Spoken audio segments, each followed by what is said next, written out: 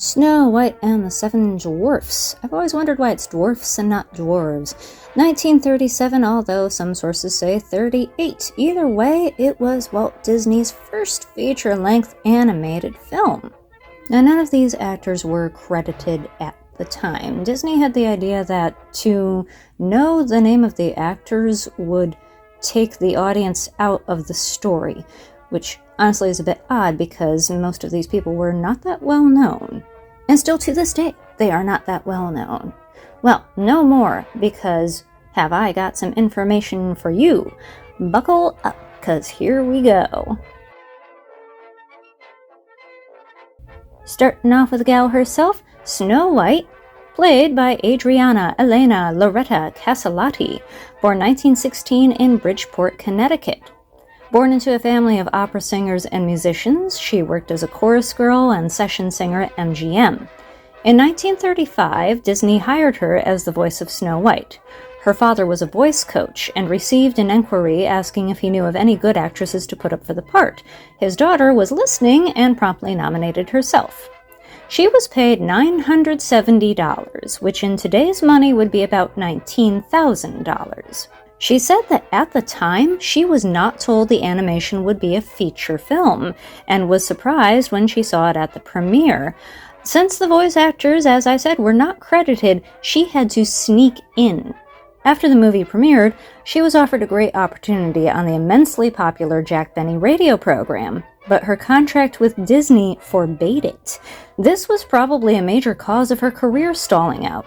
She did have an uncredited off-screen line, the "Wherefore art thou, Romeo?" in The Wizard of Oz, and appeared in the background of the bar scene in It's a Wonderful Life. Yes, that is her singing that catchy little ditty.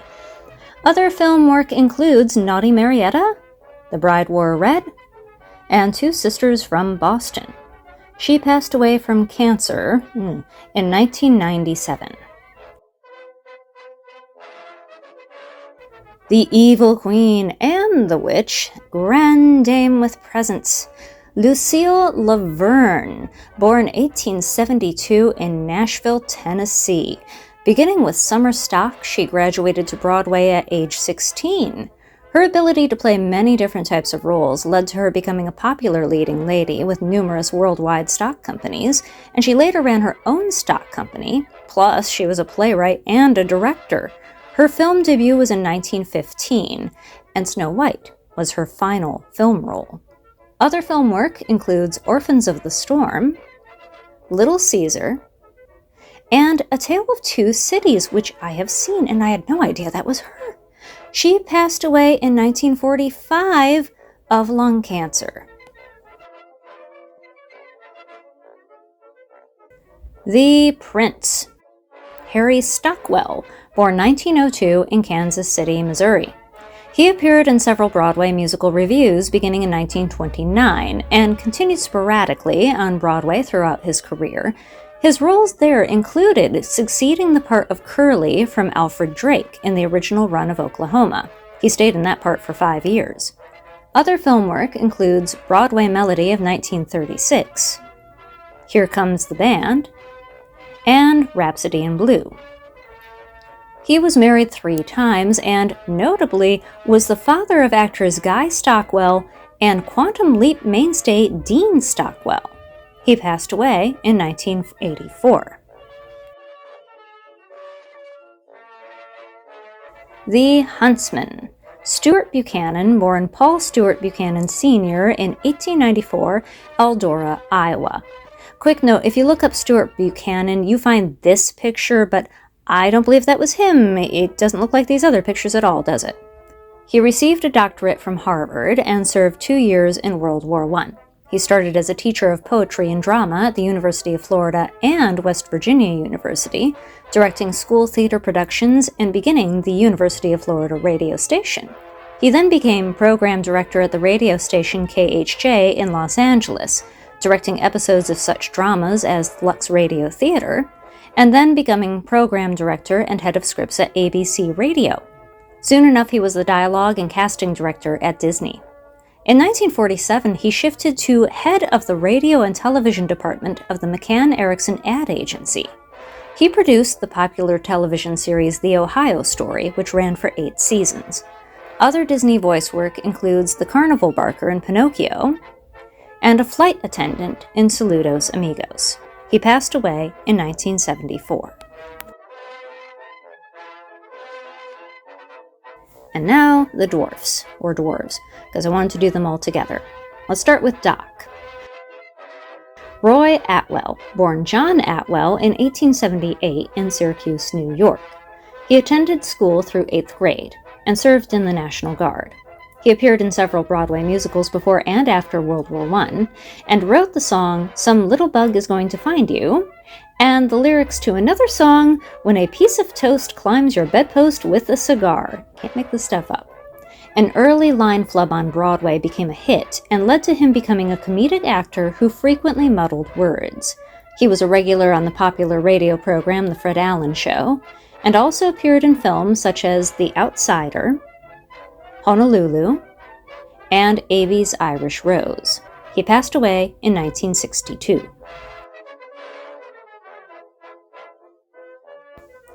Happy. Otis Harlan, born 1865 in Zanesville, Ohio, with the distinction of being the oldest-born actor ever to voice a Disney character. A graduate of Ohio Wesleyan, he got his start in vaudeville and the premiere of several Irving Berlin musicals, supposedly introducing the song Alexander's Ragtime Band. He also worked as a producing manager. His film debut was in A Black Sheep in 1915. Other notable film roles include Showboat, The Sin of Nora Moran, and A Midsummer Night's Dream. He retired from show business just a couple of years after recording Snow White, and then passed away in 1940.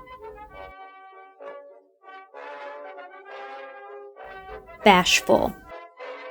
Scotty Mattraw, born Winfield Scott Mattraw in 1880, Evans Mills, New York. Early on, he worked as a stage comedian, a promoter, a manager, and then, at age 27, became manager of the City Opera House in Watertown, New York for 12 years. He then tried becoming a restaurateur, but then turned to acting when that didn't pan out. The usual career path, I'm sure. His film work includes The Thief of Baghdad, Babes in Toyland, and The Grapes of Wrath. He passed away in 1946, and his grave reads simply, Daddy. Oh. Sneezy. Billy Gilbert, born William Gilbert Barron in 1894 in Louisville, Kentucky. His parents were performers, and purportedly he was born in the dressing room of the Hopkins Opera House in Louisville. The family set down roots in San Francisco, and Billy left school early to enter vaudeville. Stan Laurel was impressed by his act and introduced him to Hal Roach. He was employed as a gag writer, a director, and an actor, playing a comic villain in many short subjects.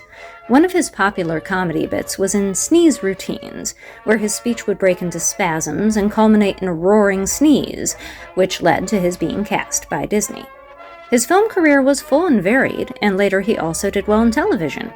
He appeared in such films as Curly Top, Captain's Courageous, and The Great Dictator.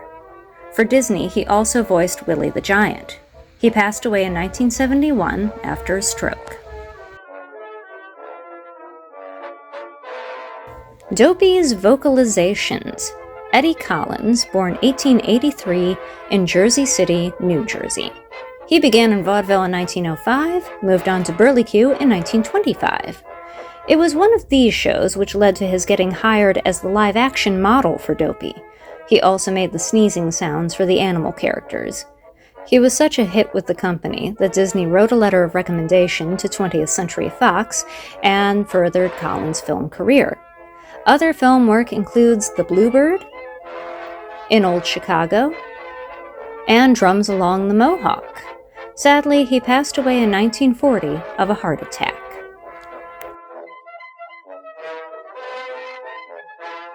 Sleepy and Grumpy. Pinto Colvig, born Vance DeBar Colvig Sr., no less, in 1892 in Jacksonville, Oregon. I have saved him for the last of the dwarfs because, well, just get a load of this. He gained his nickname at age 7, short for Pinto the Village Clown. Although he never graduated high school, he did attend the Oregon Agricultural College, where he took art classes. He bounced around jobs, including being a newspaper cartoonist and a band clarinetist, performed chalk talks as a vaudeville act, and in 1916 worked at the Animated Film Corporation in San Francisco. It is here that he reportedly made the first animated feature-length film entitled Creation. In 1919, he made Pinto's Prisma Comedy Review, the first color cartoon. Sadly, both films no longer exist.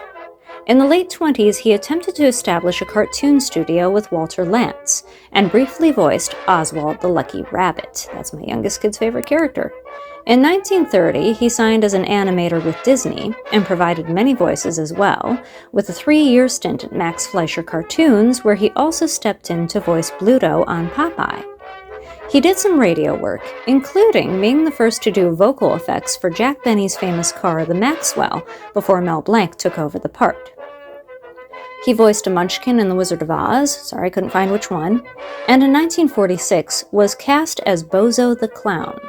Although initially just a voice role for records, he played the part for a decade, including in full costume when the show moved to television. He was one of the first to publicly advocate for warning labels on cigarette packets, although he later died of lung cancer in 1967. Other Disney voices include Pluto, Horace Horsecollar, a singing role for Pete, Cleo the Fish in Pinocchio, Practical Pig and the Big Bad Wolf, the Aracuan bird in The Three Caballeros, I love that guy, the Flamingos and Umbrella Vultures in Alice in Wonderland, Bruno the dog in Cinderella, and, most famously, Goofy.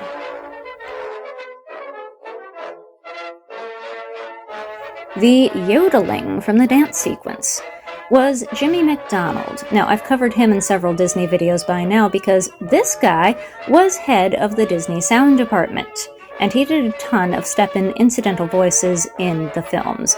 Go ahead and look him up. He is pretty cool. Moving on to the animals, we have the chattering of these squirrels. That is credited as a fellow named George Kiplunks. Now, I cannot find anything out about this guy whatsoever, and I feel like that's a darn shame. I get, like, maybe you want your privacy, but at the same time, it's like, this is your one big thing, maybe, and it'd be nice to leave some sort of record. I don't know. Anyway, if anyone has any info, just please let me know. The Twittering of the Birds, Marion Darlington, born 1910 in Monrovia, California. I also did previously cover her for the Cinderella video. Bird noises and whistles were her stock in trade, and she made an impressive career out of it.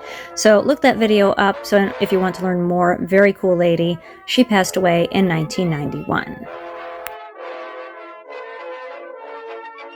The Doves were by George Magrill, born 1900 in Brooklyn.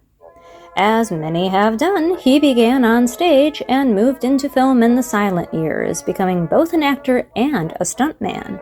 Also, he was in the Navy and became a lightweight boxing champion.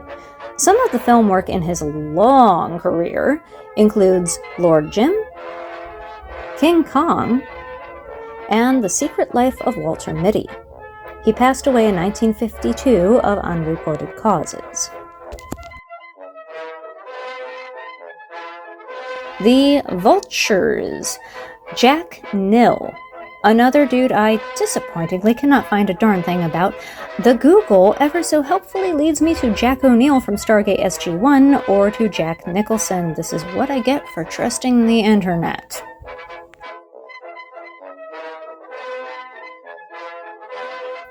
The Raven is credited as Clarence Nash Jr. Okay, so this is a little weird. If you follow this name on IMDb from the movie, there are no other credits. However, Clarence Nash, without the junior, was the man who voiced the first Donald Duck. I cannot verify whether or not he was a junior. However, he also had no children named Clarence, and the coincidence would seem pretty darn big.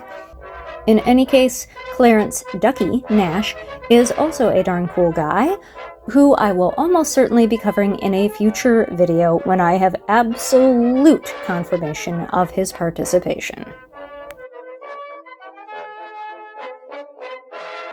Another birds credit. There are so many birds in this movie.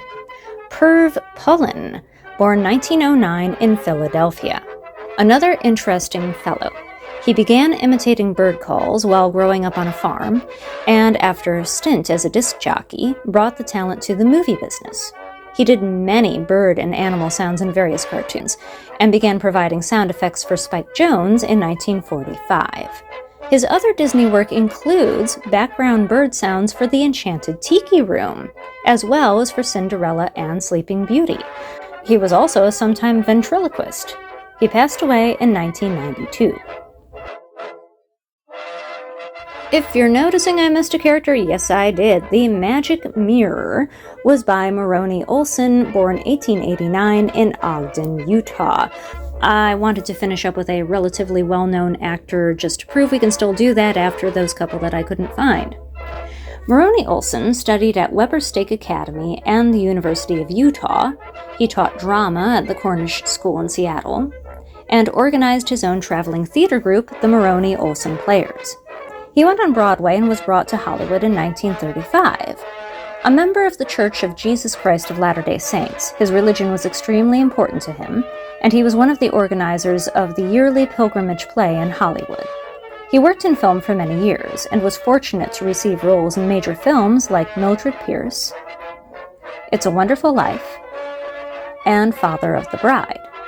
He passed away in 1954 of a heart attack. There you have it. Every voice in Snow White, or at least every voice that I could find. Is there one that I missed? Is there one that you know about that I don't? Is there anything about any of these actors I should have mentioned? Anything of interest you want to share, please do put it down below in the comments. I hope you'll join me next week for whatever video I've got next week. Even I don't know. It'll be a surprise for us all. I'll see you then. Bye now.